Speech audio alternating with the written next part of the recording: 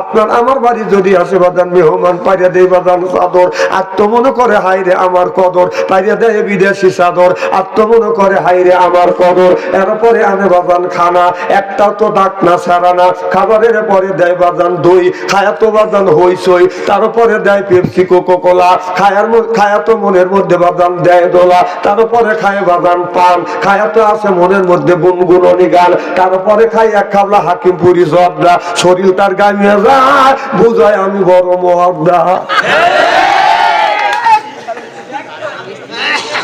আপনারা ঠিক আছেন তো ইনশাল্লাহ? মাথা একটু জোর কর আমার ভাইরা আমার। আল্লাহর বান্দিরা ভালো করে লক্ষ্য করে শুনুন। আল্লাহ চেহারা কি একবারে খারাপ নাকি? মানে ওই দিকে কি জন্য তাকাইলাম? একটা আলেমের চেহারার দিকে চেহারা থাকলে সগিরে গুণ আল্লাহ মাফ করে দেয়। সুবহানাল্লাহ একটু জোরে কর। আমার মাহফিলে তিনটা কাজ করা লাগবে। এক নাম্বার আমার দিকে চাওয়া থাকতে হবে, 2 নাম্বার ওঠা বসা করা যাবে না, 3 নাম্বার চলে যাওয়া যাবে না। পেশাবের চাপ দিলে এখানে মুতবে। আমার কল মোবাইলে দেখে আনছেন, আমার মাহফিলে যাওয়া যাবে কি যাবে না? আমার ভাইরা আমার, মুসলমান ভাইরা, আল্লাহর হাবিবের বিয়াম্মাতেরা ভালো করে লক্ষ্য করে শুনুন, আমলে নিয়তে শুনতে হবে। আল্লাহ বলে বান্দারে তাড়াতাড়ি আসে, আল্লাহ বলবে বান্দি তোমরা জান্নাতে যাও। এবার আল্লাহর বান্দিকে যখন জান্নাতে দিবে, আলহামদুলিল্লাহ ভালো আছে আলহামদুলিল্লাহ। আপনি তো ওখানে দেখলেন, ওখানে আছে এখানে আছে সব জায়গায় আছে ভাই। আমরা দুই ভাই তো ভালো ভাই। একটু কথা বলুন। বলতে চাচ্ছি না না কিছু বলুন। সালাম দিন, একটু সালাম দিন, সালাম দিন, কিছু বলেন, একটা কথা বলেন। আসসালামু আলাইহি ওয়া সাল্লিমু তাসলিমা আল্লাহুম্মা সাল্লি আলা সাইয়্যিদিনা মাওলানা ওয়া আলা আলি সাইয়্যিদিনা মাওলানা মুহাম্মদ। মনোরে দম পুরালে বুঝবি কে আপন পাগল, মনোরে দম পুরালে বুঝবি কে আপন।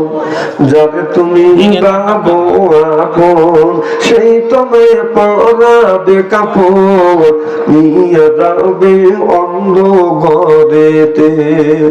ও তো গোসল করাইয়া জানা জানা মাঝ দিবেন পড়াইয়া, ওযু গোসল করাইয়া জানা জানা মাঝ দিবেন পড়াইয়া, নিয়ে যাবে অন্য ঘরেতে। পাগল মনোরে দম পুরালে বুঝবি কে আপন। বান্দিরা যায় এত সরল সেদিন কেউ রবে না আপন, একারে যাইতে হবে। দুনিয়া করছি অনেক ভুল, চলে যাব অনেক দূর। দুনিয়া করছি অনেক ভুল, চলে যাব বহু দূর। আর কোনদিন দেখা হবে না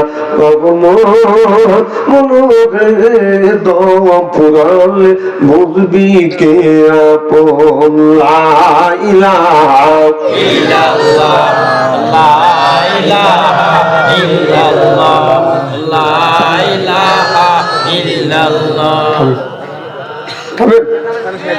আপনাদের জ্ঞান আছে, কারণ জোরে জোরে যদি জিকির করেন, যদি মা বোনেরা শোনে তাহলে গুনাহগার হবে।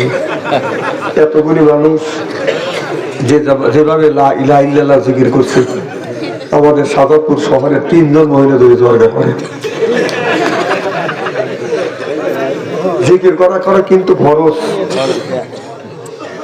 জিকির দাঁড়ায়ও যায়, বসেও যায়, শুয়েও যায়। একটা দিনে তো দেখলাম না যে বাড়ির দাঁড়া থেকে জিকির করলেন, অজ্ঞান হইলেন, মসজিদে দাঁড়া থেকে জিকির করলেন, অজ্ঞান হয়ে গেলেন, আপনাকে হাসপাতালে নিলেন। এরকম তো রেকর্ড পাওয়া যায় না। কিন্তু বাবার বাড়ি গেলে তো কাপড় ঠিক থাকে না। আমাদের দেশে নিয়ম আছে, বক্তা ভালো ভালো ওয়াজ করবে, কোনো সমস্যা নাই, আহা উহা নাই। খালি পীর সাহেব রাস্তা দেখাইতে আসবে, আরে মোতার বুড়ো কিমটি কি গুড়ো করে, তাই না?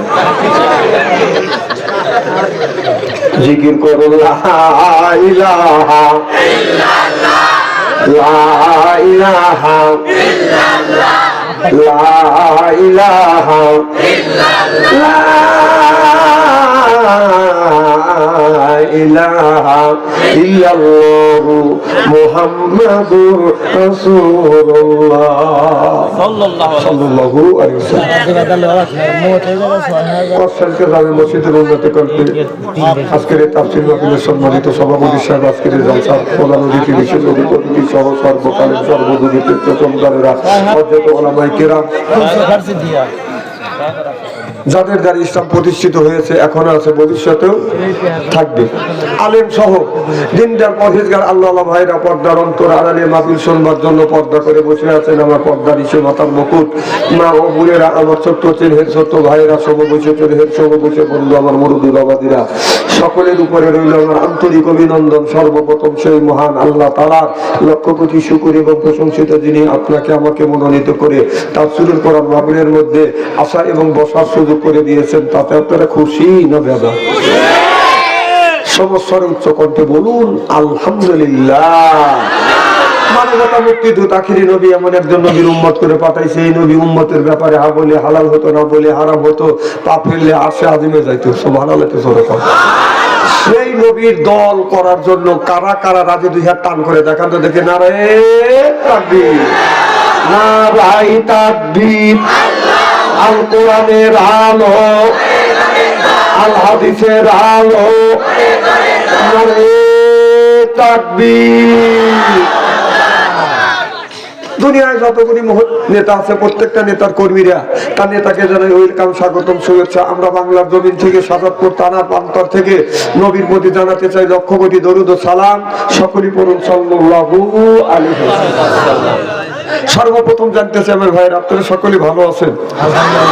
আল্লাহ আপনাদের দোয়ায় আমাকে সুস্থভাবে সহিভাবে আপনাদের সামনে উপস্থিত করেছেন। তবে আপনাদের পবিত্র জবান থেকে এ গুনাহগার বাচ্চা আনসারের জন্য দোয়া করুন। খাস করে হলেও অল্প সময় হলেও যেন কোরআন আর হাদিস থেকে বাস্তব ভিত্তিক দুই চারটি কথা আমার মনিব, আমার রব, আমার সৃষ্টিকর্তা, আমার বিধানদাতা, আমার রিজিকদাতা আমার জবান থেকে যেন বের করে দেয়। সকলে কোন আমি আরেকটা বার বলুন, একটু জোরে বলুন।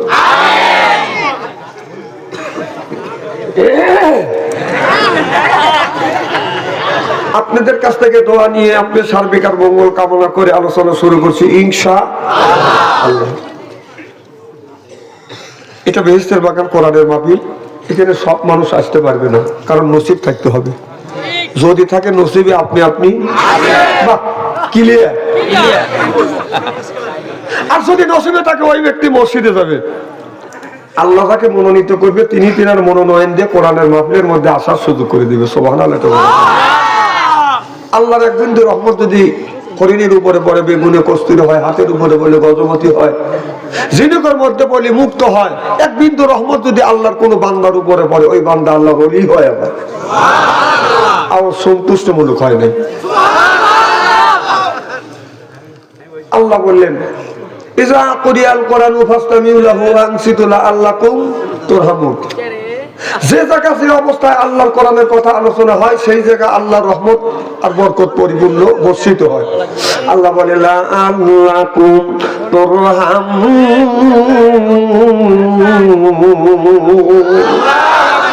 আমার ভাইরা, আমার আমরা যারা কোরআনের মাহফিলের মধ্যে আছি আল্লাহর বান্দা, আর করবো না কোন রকমের দান্দা, কোরআনের সাথেই থাকবো বান্দা। এই জন্য হয়ে গেছি আমরা আল্লাহর বান্দা। সুবহানাল্লাহ। এখানে কি মা বোনেরা আসছে? আমরা যারা আসছি কোরআনের মাহফিলে, যারা আসছি আল্লাহর বান্দি, আর কোনদিন স্বামীর সাথে করবো না সরকার বন্দি। কোরআন হাদিসের কথা শুনে বাড়ি চলে যাবো হইয়া আল্লাহর খাঁটি বান্দি। ঠিকও কয় না রে বেটা, সব বাঁচি একটা জনগণ ঠিক কিনা? আমরা যারা আসছি কোরআনের মাহফিলে আল্লাহর বান্দা, আমাদের মাথায় টুপি, মুখে দাড়ি, গায়ে জুব্বা, এটা হলো মুসলমানের চিহ্ন। কোরআন হাদিস যারা মানে না আর শোনে না, বোঝা গেল ওরা হলো 1 নাম্বার জগান্য জগান্য জগান্য। আল্লাহ বলে ফাদুকুলি ফি ইবাদি, এ দুনিয়ার মানুষেরা তোমরা ইবাদত করতে পারো। ইবাদতের মধ্যে নামাজ আছে, রোজা আছে, হজ আছে, যাকাত আছে, কুরবানি আছে, ভালো ভালো কাজ যদি করতে পারো, আল্লাহ বলে ওয়াদুকুলি জান্নাতি। আল্লাহ বলে দুনিয়ার মানুষের ইবাদত করবে তুমি আর জান্নাত দিব আমি।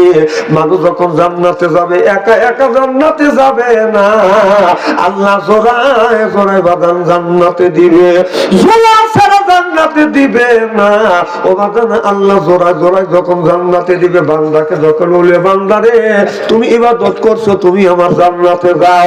আল্লাহর বান্দা জান্নাতের দরজার সামনে গিয়ে দাঁড়াইবে, আল্লাহ বলবেন বান্দারে তুমি জান্নাতের দরজার সামনে গিয়ে দাঁড়াইলে জান্নাতে কেন ঢোকো না?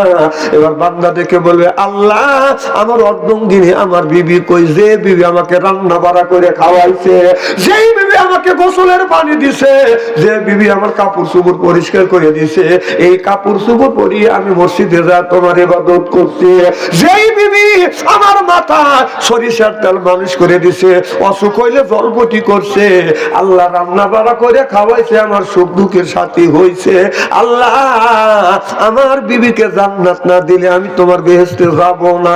সুবহানাল্লাহ।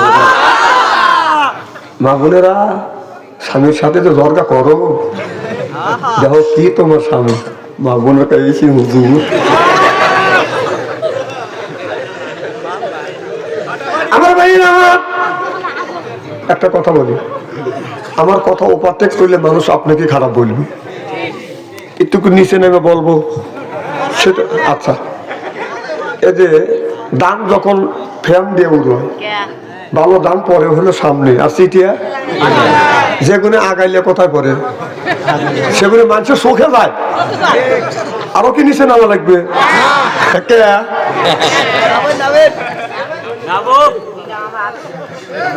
স্ত্রী এমন কথা করবো না, লুঙ্গি ধুয়ে দৌড় লাগবে,